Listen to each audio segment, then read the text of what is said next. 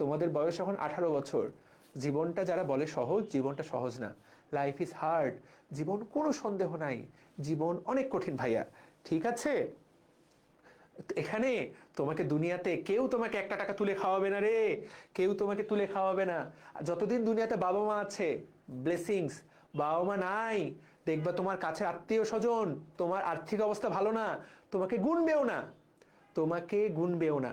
তো তোমরা এখনো ছোট মানুষ। তোমাদের জীবনের সবচেয়ে গুরুত্বপূর্ণ বছর 2025 সাল। তোমরা যদি এইচএসসি 25 হও, তোমার জীবনের সবচেয়ে গুরুত্বপূর্ণ বছর। তুমি কষ্ট করে পড়ালেখা করো, এই একটা বছর কষ্ট করে পড়ালেখা করো, তোমার জীবনটা বদলে যাবে ভাইয়া। তোমার যদি লক্ষ্য হয় মেডিকেল, ভাইয়া একটা বছর জান প্রাণ লাগাই দাও, আমরা তোমাদের সাথে আছি। তোমার যদি লক্ষ্য হয় ইঞ্জিনিয়ারিং, আমরা তোমাদের সাথে আছি, জান প্রাণ লাগাই দাও। এখানে মাসরুর, অপূর্ব, অপার, অভি, রাকিব, পাহলবি ভাই যা বলছে এর বাইরে কিচ্ছু আসবে না। তারপরও দেখবা তোমরা অনেকেই ঠিক মতো পড়ছো না।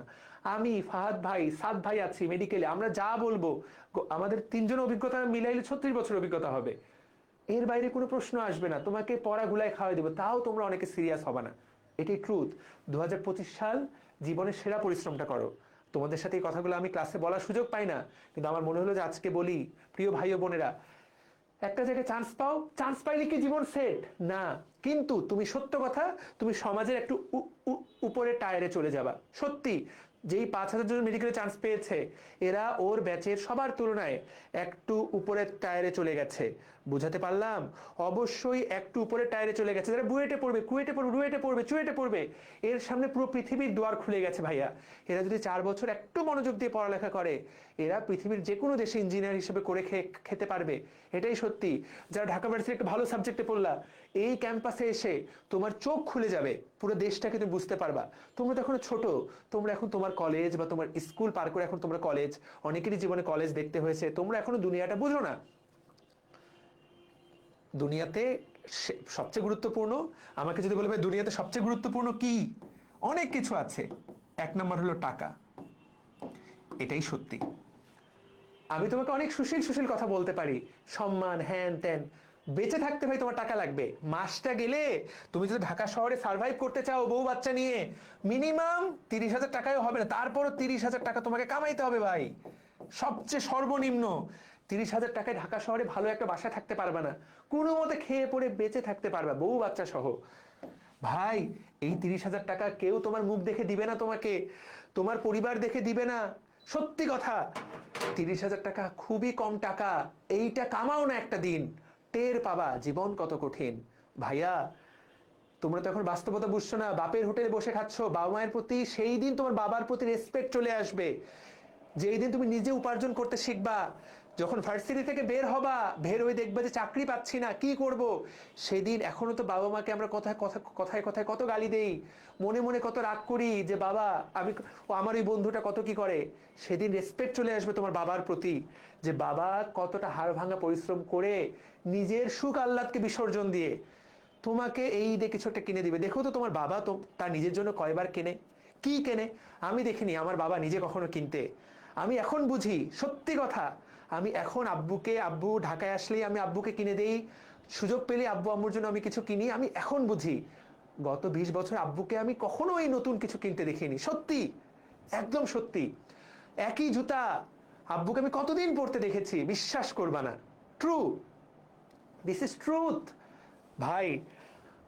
এটাই বাস্তবতা।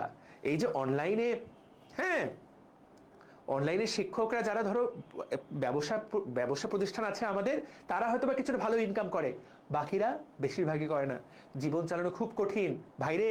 30,000 টাকা, এই তোমার বাবা মা তোমার কাছে এইটুকু চায় যে তুমি জীবনে ভালো থাকো। তোমার কাছে তারা চায় না তুমি তাদেরকে অনেক বেশি জামা কাপড় কিনে দাও, সোনা দানা কিনে দাও, ধন সম্পদ করে, এটা তারা চায় না। তোমাকে তারা মানুষ করতে চায় যাতে তুমি দুনিয়ার এই জালিম পৃথিবী, এই দুনিয়া জালিম, এই দুনিয়া প্রচন্ড কঠিন। এটা যেই মুহূর্তে তুমি ভার্সিটি লাইফ শেষ করবা, ওই মুহূর্তে টের পাবা। ভার্সিটিটাও তো বাবা মায়ের কোলেই বসে থাকবা, তোমাকে বাসা থেকে টাকা পাঠাবে, একটু ফোন দিয়ে কান্নাকাটি করবা যে আব্বু আমার টাকা নাই, সাথে সাথে ধার করে হলেও টাকা দিবে। ট্রুথ ভাই, ট্রুথ। যেই মুহূর্তে বের হবা টের পাবা লাইফ ইজ সো হার্ড, খুবই কঠিন। এই বছরটা যে হেলায় ফেলে নষ্ট করবে তার জীবন আরো কঠিন হবে। এটাই বাস্তবতা। তোমার সুযোগ আছে সামনে, এই বছরটা জীবন জান প্রাণ উজাড় করে পড়ালেখা করে, জান প্রাণ ভাই তোমার কি দরকার এই বছর কারোর সাথে প্রেম করার, তোমার কি দরকার এই বছর নতুন একটা সিনেমা দেখার, কোনো দরকার নেই। কি দরকার এই বছর একটা তোমার গান শোনার, কি যায় আসবে পুরো পৃথিবীর? আসবে না। এই বছরটা জীবনে উৎসর্গ করে দাও। আমাকে যদি বলো, আমি আমার জীবনে সর্বোচ্চ পরিশ্রম করেছি 2012 সালে, যে বছর আমি ঢাকা মেডিকেলে চান্স পাই। ওই রকম পরিশ্রম গত 12 বছরে আমি করিনি, তার আগের 12 বছরে আমি করিনি। The best year I have passed. এবং তার ফলেই যে আজকে কত বড় বড় তোমাকে উপদেশ দিলাম, কিন্তু প্রত্যেকটা উপদেশ বড় ভাইয়ের মতো দিলাম।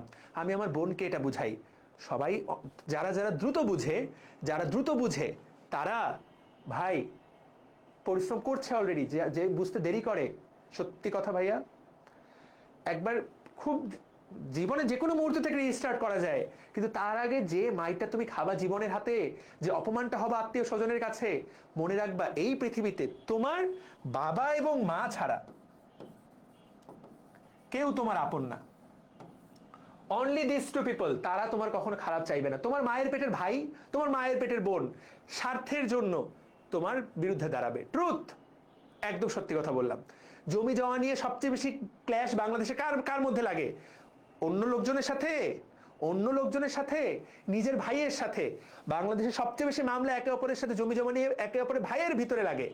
নিজের মায়ের পেটের ভাই বাপের জমি নিয়ে গ্যাঞ্জাম লাগে। বাপ মা দুনিয়াতে নিঃস্বার্থভাবে তোমাকে ভালোবাসবে। কোনো কিছু করলে তাদের জন্য করবা।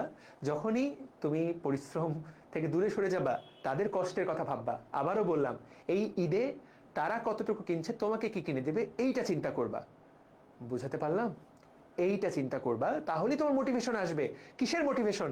আর ওই গার্লফ্রেন্ড বয়ফ্রেন্ড এগুলো ক্ষণিকের, বউ স্বামী এগুলো ক্ষণিকের। বেশিরভাগ সম্পর্কই পৃথিবীতে স্বার্থের সম্পর্ক, বাবা মা একটা ছাড়া। তো নিজের মোটিভেশন নিজের পরিবারের জন্য, বাবা মায়ের জন্য হওয়া উচিত। দুনিয়াতে বেঁচে থাকতে 1 নম্বর জিনিস লাগবে, যেটা লাগবে টাকা।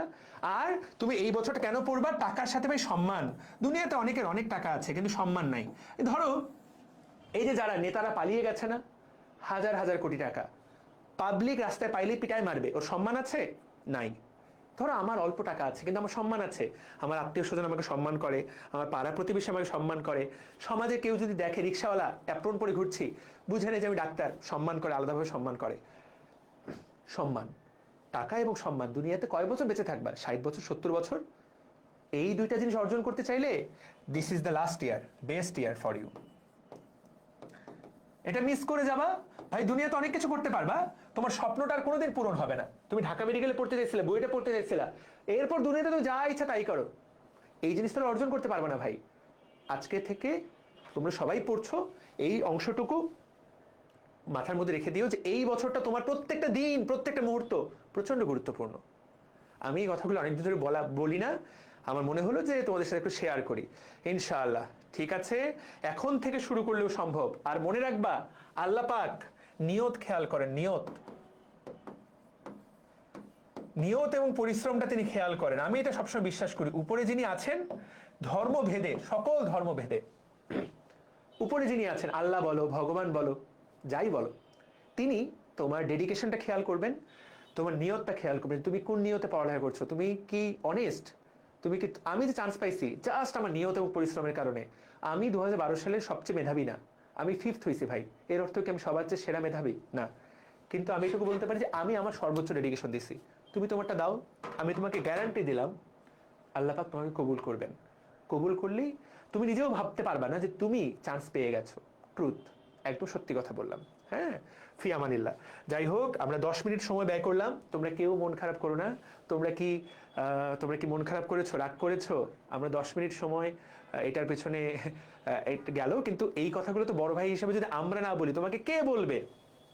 আজকে থেকে করলেও সম্ভব। এই